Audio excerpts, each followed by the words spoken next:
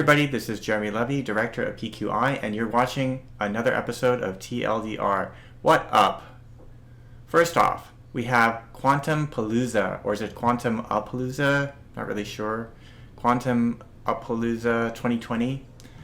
Either way, it's a month's worth of online quantum fun and games and learning and just an amazing month-long journey. Everything from the basics, understanding complex numbers and how they play a role in quantum mechanics, to understanding the depths of noisy intermediate quantum systems. So there's an enormous amount of content online here, so please check it out when you have a chance. All right, next we have a short but sweet interview with Minh Vo, who is in the chemical engineering department at Pitt.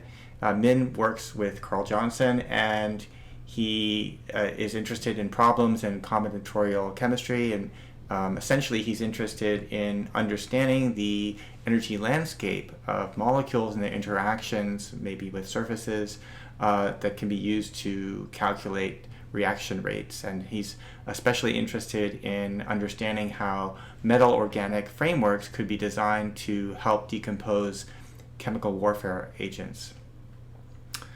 So now it's time for Ovid Corner, one of our recurring segments. There are actually two things I want to talk about. One is a video that I made just a few days ago, asking the question, is it possible to be infected by a quantum virus? Is it possible that quantum viruses could spread and take over? Well, the TLDW is no, but to understand why, I'm going to introduce you to Abigail. So Abigail is a cat who is afflicted with a quantum virus, and you can see that quantum virus is going to be a qubit embedded in the diamond that you see on Abigail's forehead.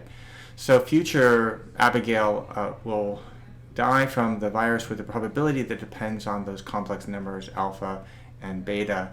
And so the question is, if Buttons, who's another cat, comes into contact with Abigail, is it possible for this virus to spread, not just hop onto Buttons, but actually replicate itself and then infect Abigail? Abigail would infect Buttons as well.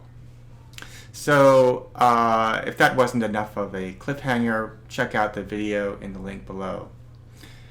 So last but not least, I want to point out that there's a new manuscript on the archive written by a father and son team whose last name happens to be the same as my own.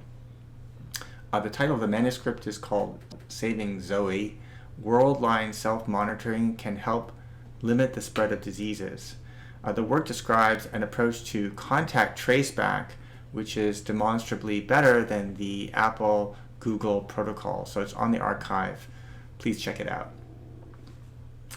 So full disclosure, that father and son team, that was me and my son Akash. So stay tuned also for an in-depth video that explains how this protocol would work. Well, that's all for this week's TLDR. Stay PQ engaged, everybody.